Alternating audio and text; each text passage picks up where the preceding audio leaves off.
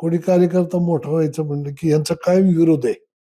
कोणाचा विरोध आहे? कोणाचा? ह्यांचं म्हणजे दत्तमामा भरणे आता मंत्री. मग मामा तर अजित पवारांच्याच म्हणजे पक्षामध्ये काम करतात, तुम्ही काम करत होता. पण आता तालुक्यात कोण आता निवडणूक लढवायची, यांनी अजितदादांना आधीच जाऊन सांगायचं, नको नको नको आपल्याला ते जमणार नाही, ते गारटकडनं काय लक्षात येत नाही, असं तसं. आता एक कारखाना लढवायचा, नको नको आपल्याला ते होणार नाही. आता तालुक्याचा प्रमुख मंत्री जर नको नको म्हणतो तर नेता काय करणार? नेता मला खाजगीत सांगायचे किंवा त्यांचा विरोध आहे तर उगीच तू काहीतरी फंदात पडू कोण नको, सांगायचं खाजगीत? अजितदादा. आणि मग ते सगळं परत बारगळायचं. मार्केट कमिटी लढवायची नको का, बँक लढवायची का आपण, नको. माणूस दुसरा लढवला तर मोठा होईल आणि मोठं झालेलं मनुष्य त्याला चालत नाही. ही त्यांची कार्याची पद्धत आहे. राष्ट्रवादीचे माजी जिल्हाध्यक्ष प्रदीप गारटकर आपल्याबरोबर आहेत. इंदापूर नगरपालिकेविषयी आपण त्यांच्याकडनं विश्लेषण जाणून घेणार आहोत. दादा, काय सांगाल? काल निकाल लागला, तुमचा पराभव झालाय. कालच्या निवडणुकीमध्ये ज्या पद्धतीनं एकूण सगळं मतदान घडल्यानंतर आम्हाला सगळ्यांना खात्री होती की माझं सीट साधारणतः एक किमान 1,500 ते 2,000च्या फरकानं लागलं पाहिजे आणि 14 कॅन्डिडेट हे आमचे निवडून येतील असं एक साधारणतः आमचा सगळ्यांचा आणि अनेक लोकांचा कयास होता. पण यामध्ये नंतर सगळ्या गोष्टी पुढे आल्या. त्यात लक्षात असं आलं की एकतर या शहराच्या अवतीभोवतीचा जो भाग आहे त्या भागामध्ये काही बोगस मतदान, जवळपास 1400 वगैरे बोगस मतदान लावलेलं होतं. की ज्या बोगस मतदानामध्ये या राज्याचे मंत्री आहेत की त्यांनी त्यांच्या विधानसभेच्या दृष्टीनं ते अनेक दिवसापासून लावलेलं आहे. कुठले मंत्री ते? कोण आहेत? ते दत्तामामा भरणे जे कृषी मंत्री आहेत त्यांनी ते मतदान लावलेलं आहे. आता अधिकारी सगळे प्रशासन हातात असल्यामुळं सहज सोपं काम आहे त्यांच्या दृष्टीनं. त्यांनी ते लावलेलं ते मला अनेक दिवसापासून माहिती होतं. फक्त इंदापुरातच नाही तर तालुक्यातल्या प्रत्येक गावामध्ये 10, 20, 25 जसं गाव मोठं छोटं आहे त्या पद्धतीनं प्रत्येक गावात त्यांनी असं एक 15-20 हजाराची बेरीज, ही बोगस मतदान कुठलं आहे तर ते त्यांचे नातेगोतं, घरचा संबंध, अशा अवतीभोवतीच्या तालुक्यातली लोक आहेत आणि मग त्यांची कार्ड वगैरे काढून देण्यापासूनच सगळं व्यवस्थित प्रशासनाला हाताशी धरून त्यांनी हा उद्योग मागच केलेला याची मला जिल्हाध्यक्ष असतानापासूनची माहिती आहे. तुम्ही त्यांच्याबरोबर दादा काम केले, विधानसभा असेल, लोकसभा असेल, त्यांना निवडून आणले तुम्ही आणि आता थेट तुम्ही त्यांच्यावर आरोप करताय. शेवटी बरोबर आहे ना, मी निवडून आणताना मीच होतो हे सगळ्या गावांनी दुनियेने बघितलेलंच आहे ना. आणि मग 9 सालची निवडणूक असेल, 14ची असेल, 19ची असेल, परवाची 24ची असेल, की ते उजवे डावे दादांचे समर्थक असलेले सुद्धा लोक त्यांच्यापासून दूरच गेली होती. मीच फक्त प्रामाणिकपणाने त्यांचा किल्ला लढवलेला आहे आणि हे त्यांनी पाहिलेलं आहे, अनुभवलेलं आहे. त्यामुळं मी म्हणायची गरजच नाही, सगळी दुनिया म्हणते. आणि मग त्यांची बाजू लावून धरली म्हणजे ते पक्षाची माझ्याकडे जबाबदारी आहे तर मी त्यांची बाजू लावून धरणं स्वाभाविक आहे. पण लावून धरत असताना गेली 10-15 वर्ष मी यांना जवळून पाहतोय की यांच्याकडनं एक छदाम कुठली मी अपेक्षा कधी केलेली नाही. पक्ष संघटनेला याचं एक केसभर सुद्धा त्याचं योगदान नाही पक्ष संघटना म्हणून. त्याबरोबर इथं कोणी कार्यकर्ता मोठा व्हायचं म्हणलं की यांचा कायम विरोध आहे. कोणाचा विरोध आहे? कोणाचा? ह्यांचं म्हणजे दत्तमामा भरणे आता मंत्री. मग मामा तर अजित पवारांच्याच म्हणजे पक्षामध्ये काम करतात, तुम्ही काम करत होता. पण आता तालुक्यात कोण आता निवडणूक लढवायची, यांनी अजितदादांना आधीच जाऊन सांगायचं, नको नको नको आपल्याला ते जमणार नाही, ते गारटकडनं काय लक्षात येत नाही, असं तसं. आता एक कारखाना लढवायचा, नको नको आपल्याला ते होणार नाही. आता तालुक्याचा प्रमुख मंत्री जर नको नको म्हणतो तर नेता काय करणार? नेता मला खाजगीत सांगायचे किंवा त्यांचा विरोध आहे तर उगीच तू काहीतरी फंदात पडू नको, कोण सांगायचं खाजगीत? अजितदादा. आणि मग ते सगळं परत बारगळायचं. मार्केट कमिटी लढवायची नको का, बँक लढवायची का आपण, नको. माणूस दुसरा लढवला तर मोठा होईल आणि मोठं झालेलं मनुष्य त्याला चालत नाही. ही त्यांची कार्याची पद्धत आहे. दादा तुम्ही नेमकं मग पक्षात राजीनामा दिला आणि बाहेर का पडला? काय कारण आहे नेमकं? म्हणजे भरण्यांमुळे तुम्ही बाहेर पडला का? 100% भरण्यांमुळेच बाहेर पडलोय. त्याचं कारण असं आहे की आता नगरपालिका निवडणूक आहे. तर त्यात माझं म्हणणंच होतं ना, की बाबा आपण ज्यांनी पक्षासाठी काम केलंय अनेक वर्ष, त्यातल्या कुठल्याही कार्यकर्त्याला तुम्ही या ठिकाणी संधी द्या. 3-4 नावं मी त्यांना दिली होती. यापैकी कुणालाही तुम्ही संधी द्या. पण त्यात त्यांचं म्हणणं असं होतं की नाही, इथं हे जे शाह आहेत त्यांनाच आपल्याला संधी द्यायची. म्हणलं का? तर एकच ते कारण कायम सांगायचे, त्यांच्याकडे पैसा आहे. आता सगळंच पैशावरती होतंय असं जर त्यांचं मत असेल, कोण सांगायचं पैसे त्यांच्याकडे म्हणजे कोण म्हणत होतं? कृषी मंत्री दत्तमामा भरणे यांचं म्हणणं कायम होतं, की त्यांच्याकडे पैसे आहेत म्हणून त्यांना उमेदवारी द्यायची. पण म्हणलं बाबा ते अजून पक्षामध्ये नाहीत. त्यांनी प्रवेश केलेला नाही पक्षात. तर ते काय करता येईल? पण मग ज्यांनी पक्षासाठी काम केलंय आणि ते जर सहजपणे निवडून येत आहेत, तर त्यांना का द्यायची नाही उमेदवारी? असा माझा प्रश्न होता. की आपल्याकडे उमेदवारच नाही, तर मग तुम्ही समोरचा मनुष्य घ्या आणि त्याला तिकीट द्या. हे राजकारण हे आम्हाला कळतंच ना. आम्ही नाही केलं भोरमध्ये, शिरूरमध्ये. आता परवाच्या विधानसभेला उमेदवार नव्हतेच आमच्याकडं. मग ते मीच बोलणी केली त्या लोकांशी. ऐन वेळेला आणले. फॉर्म भरताना भरायला जायच्या आधी त्या गळ्यात पक्षाचं मफलर टाकली मी मांडेकरांच्या आणि मग बी फॉर्म देऊन त्याला उमेदवारी अर्ज भरायला घेऊन गेलो होतो. हे मला कळतं ना, मला समजतं ना. पण केव्हा? जेव्हा आपल्याकडे कोणीच तयार नाही तेव्हा. इथं ताकदवान 4-4 उमेदवार आहेत आणि तुम्ही त्या उमेदवाराच्या पाठीशी उभं राहणं अपेक्षित आहे. तुम्ही मंत्री आहात. तुम्ही पक्षाच्या जीवावर मंत्री झालेला आहात. तर पक्षाच्या कार्यकर्त्याला मोठं करा ना. ही माझी भूमिका. मी पक्ष संघटनेला महत्त्व देऊन काम करणारा कार्यकर्ता असल्यामुळं सत्तेत बसलेल्या कुठल्याच नेत्याला म्हणजे अगदी अजितदादांना सुद्धा माझी ही भूमिका समजली नाही आणि याचं मला जास्त दुःख आहे. पराभवाचं नेमकं कारण काय वाटतंय? पराभवाचं कारण असं आहे की एकतर जसं पैशाचा विषय असतो तसा प्रत्येक ते काय वेळ सुद्धा खूप महत्वाची असते. किती कालावधी तुम्हाला प्रचाराला मिळतो हा एक महत्वाचा विषय असतो. तर इथं मला कालावधी मिळाला, चिन्ह मिळाल्यापासून 5 दिवस आणि त्याच्या आधीचे 6 दिवस. 10-12 दिवसामध्ये मी उमेदवार व्हायचा माझी कसलीच तयारी मानसिकताच नव्हती. मी कोणाला तरी उमेदवारी देऊन निवडून आणण्याच्या प्रयत्नात होतो. मी माझ्या 15 वर्षाच्या काळामध्ये 12 नगराध्यक्ष केलेत आणि अनेक लोक नगरसेवक केलेलं मी कार्यकर्ता आहे.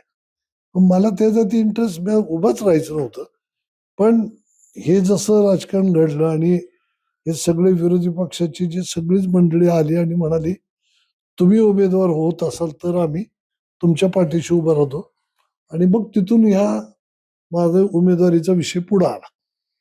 आता हे कोणी ऐकेनातच म्हणून माझा नाईलाज झाला आणि ऐन वेळेला माझी उमेदवारी मी जाहीर केली. ती जाहीर केल्यापासून मला 12-14 दिवसच मिळाले होते. तर एवढ्या दिवसामध्ये उमेदवार शोधणं, त्यांना त्यांची सगळ्या पूर्तता करून घेणं, निवडून येण्याची कॅपॅसिटी असलेला उमेदवार, 3 पक्ष एकत्र आणायचेत, तर त्याच्यामध्ये पुढं मागं सरकणं, यात नाराजी लोकांची ती दूर करणं.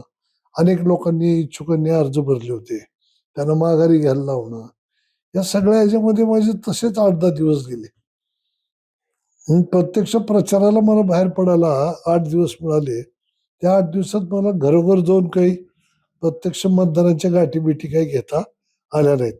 मग ती पदयात्रेत आणि सभांमधनं किंवा सोशल मीडियाच्या माध्यमातनं जो काही प्रचार झाला तो झाला. जसा एक पैसेवाला उमेदवार समाजाला एक वाईट वळण लावून ठेवलेलं आहे आणि मग त्यांनी प्रचंड पैसा तिथं ओतायचा. आता अर्थातच आमच्याकडे पैसा कमी आहे. त्यामुळं आम्हाला काही पैसा त्या ठिकाणी ओतता आला नाही आणि कालावधी जो आहे तो त्यांना मिळाला. म्हणजे या मामांनी, भरणे मामांनी निवडणूक विधानसभेची झाली तेव्हापासून या शहांना घेऊन यात उद्याची नगरपालिका मी तुम्हाला तिकीट देणार आहे, तुमची तुम्ही तयारी करा. त्यामुळे ते शहा परिवार एक वर्षभर झालं तयारी करत होता. त्यामुळे शेवटी एवढा मोठा कालावधी त्यांना तयारीला मिळाला आणि मंत्री म्हणजे साक्षात सरकार आहे, त्यांची साथ मिळाली, अजितदादांची साथ मिळाली. तुम्ही होताच ना त्यांच्याबरोबर, अजित पवारांबरोबर होता, बहिणींबरोबर होता. तर मी त्यांच्यावर आता तिथून बाहेर पडल्यानंतरच सांगतोय. त्यांच्यावर आधी होतो, पण जेव्हा मी बाहेर पडलो, मी कृष्णा भीमा विकास आघाडी आम्ही तयार केली. पण बाहेर पडल्यानंतर पुढं काय, शेवटी मग समोरासमोर लढत म्हणल्यानंतर त्यांचा आम्हाला विरोधच राहिला ना. स्वतः अजितदादांचा, स्वतः दत्तमामा भरणेंचा विरोध हा आम्हाला या ठिकाणी राहिला आणि त्या पद्धतीनं निवडणुकी लढवावी लागली. तर अत्यंत चुरशीच्या निवडणुकीमध्ये एक एक 100-1 मतं कमी पडली. निसटता पराभव झाला तुमचा. काय वाटतं, काय कारण आहे? म्हणजे 127 मतांनी का काहीतरी हम्म. तुमचा पराभव झाला. त्याचं महत्वाचं कारण आहे एक तर बोगस मतदान, की जे कृषी मंत्री दत्तमामा भरणेंनी या इंदापूर शहरात लावलेले साधारणतः 1200-1300 मतदान आहे. आणि त्या मतदानाच्या बरोबर हा जो वाढीव हद्दीचा भाग आहे किंवा इथं या शहरामध्ये नोकरी निमित्तानं, व्यवसायाच्या निमित्तानं 25-30 वर्षापासून काही लोक राहायला आली आणि इथून ते आता निघून गेली, दुसऱ्या गावात जाऊन स्थायिक झाली. तिकडं ते मतदान अनेक वेळा करतात, पण इथलं मतदार यादीतलं नाव त्यांचं कमी नाही झालं, कारण त्यांना पैशावरती येऊन मतदान करायची सवय लागलेली आणि त्या पद्धतीचं मतदान त्यांच्याकडं ते मामांकडं असल्यामुळं त्या मतदान प्लस त्यांनी लावलेलं 1300-1400 मतदान, ह्या दोन गोष्टीच्या वरती आणि त्यांच्याकडे असलेला आर्थिक दृष्ट्या एकदम सक्षम उमेदवार, ही 3 कारणं ही आमच्या पराभवाला कारणीभूत ठरली. तुमच्याबरोबर हर्षवर्धन पाटील होते, म्हणजे हर्षवर्धन पाटील, प्रवीण माने, म्हणजे भाजपचीही ताकद होती आणि राष्ट्रवादीचीही ताकद होती, पण तुम्ही एक वेगळी आघाडी करून लढलात, तरी यश आलं नाही तुम्हाला. ते जरी वेगळी आघाडी असली तर पुन्हा तेच सांगतो की ऐन वेळेला एकत्र येणं, नियोजन त्यामध्ये इतकं करता येत नाही. आणि नगरपालिका कुठलंही पॅनल उभं करून निवडणूक लढवायची तर टीम वर्कच असावं लागतं. आता ऐन वेळेला हे सगळ्यांनी एकत्र येऊन टीम कशी तयार करायची, हे टीम तयार करताना आम्हाला कालावधी खूप गेला. चिन्ह आम्हाला नेहमीचं ते माहित नव्हतं कुठलं घ्यायचं ते. म्हणजे लोकांमध्ये आम्ही जाऊन समजा 4 दिवसांनी चिन्ह आम्हाला मिळेल, मग आम्ही सांगायला येऊ, अशा पद्धतीनं आमचा प्रचार चालू झाला होता.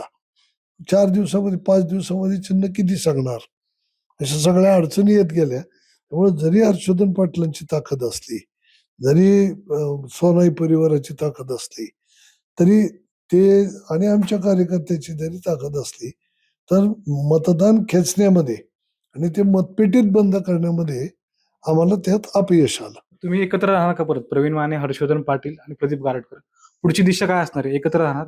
आगामी जेडपी पंचायत समिती निवडणुकीमध्ये हीच कृष्णा भीमा विकास आघाडी आम्ही इंदापूर तालुक्यामध्ये या एस टी बस या चिन्हावरती निवडणूक आम्ही लढवणार आहोत, एकत्रित लढवणार आहोत, सगळे आम्ही एकत्र येणार आहोत. तशी चर्चा झाली?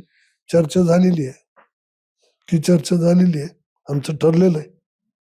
इंदापूर बाबत तुमची पुढची दिशा काय असणार आहे? आता इंदापूरमध्ये अनेक समस्या आहेत दादा, तुम्ही बघताय, पाहताय वर्षानुवर्ष. आता असं आहे, सत्ताधारी इथं मंत्री आहेत आणि त्यांनी आता इथं सगळ्यांना सांगितले की मी कुठलाच प्रश्न ठेवणार नाही. आता ते काय प्रश्न सोडवतायत, कसं सोडवतायत हे आधी बघावं लागेल. आणि जर समजा आता ते सोडवता येत नाही त्यांना, तर मग आम्हाला देखील युतीतले जे या पक्ष आहेत, भाजप आहेत किंवा शिवसेना आहे, की ज्यांच्याकडे नगरविकास खातं आहे, तर या लोकांच्याकडे जाऊन आम्हाला हे प्रश्न सोडवावे लागतील. आणि मग हे आता राष्ट्रवादी काँग्रेस पार्टीचा मी एकदा राजीनामा दिलेला आहे. राजीनामा मला देण्यास भाग पाडलेला आहे. कुणी तिथं भाग पाडले राजीनामा देण्यास? इथं दत्तबाबा भरणेंनी भाग पाडलेले आहे. मग इथं आता परत जायचं नाही, असं मी नक्की निर्णय घेतलेला आहे. दादा, तुम्ही भाजपमध्ये जाणार अशी चर्चा आहे, काय काय वाटत, काय सांगा? नाही, आता असं आहे की पूर्वीपासून मी त्या विचारानेच काम केलेलं आहे, आलं लक्षात. पण त्या काळात काही कारणं घडली होती की आम्हाला तिथून दूर राहावं लागलं होतं आणि आम्ही पवारांच्या प्रेमात राहिलो, 20 वर्ष राहिलो. पवार आम्हाला तालुक्याला ताकद देतील, तर तालुक्याला काही त्यांनी ताकद दिलेली आम्हाला पाहायला नाही मिळाली. कुठले पवार? दोन्ही पवार. त्यामध्ये कार्यकर्त्याला 4-2 कार्यकर्त्याला ताकद दिली, आमदारांना दिली, आमदारांना मंत्री केलं. पण सामान्य लोकांना काय इथं कार्यकर्त्यांना काय ताकद? काहीच नाही. त्यामुळे येणाऱ्या काळामध्ये आता आम्हाला जर उद्या कोणी कार्यकर्ते म्हणले, की आत्ताच मी मीटिंग घेतली होती. त्या मीटिंगमध्ये चर्चा झाली. लोकांनी उत्स्फूर्त सांगितलं. अगदी शहरातल्या मुस्लिम बांधवांनी सुद्धा सांगितलं, आमचा पक्ष म्हणजे गारटकर आहे. मग गारटकरांनी कुठेही जावं, आम्ही गारटकरांसोबत येणार. पण लोकांनी त्याला विचारलं स्टेजवरनच, गारटकर भाजपमध्ये गेले तर म्हणले आम्ही भाजपमध्ये. म्हणजे अशी भूमिका कार्यकर्त्यांची आहे. हे शहरातल्या. मी तालुक्यामध्ये या 8-15 दिवसात फिरणार आहे आणि तालुक्यातल्या सगळ्या माझ्या जुन्या कार्यकर्त्यांना भेटून विचारणार आहे, की असं जर भाजपमध्ये जायचा प्रसंग आला तर आपण जायचं का एकत्रितपणे? आणि ते जर सगळे म्हणाले की जायचं, तर आम्ही मग भाजपमध्ये जायचा निर्णय घेऊ. हर्षवर्धन पाटील देखील भाजपमध्ये जाणार आहेत असं बोललं जातं. मग तुम्ही एकत्र जाणार का? त्यांचा विषय काय होणार आहे मला माहित नाही. पण मी माझ्यापुरता निर्णय हा अशा पद्धतीचा करायचा का? मी माझे काही जुने सहकारी आहेत, पुण्यामध्ये आहेत. महाराष्ट्रात काही लोक आहेत. काही विविध पक्षातले काही लोक आहेत, की ज्यांचं मी नेहमी मार्गदर्शन घेत असतो. या लोकांचं मार्गदर्शन घेऊन मी हा निर्णय करणार आहे. खूप खूप धन्यवाद. आपल्याबरोबर हे राष्ट्रवादीचे माजी जिल्हाध्यक्ष प्रदीप गारटकर होते. विविध विषयावर त्यांनी आपल्याबरोबर भाष्य केलं. दीपक पडकर, मटा ऑनलाईन, इंदापूर.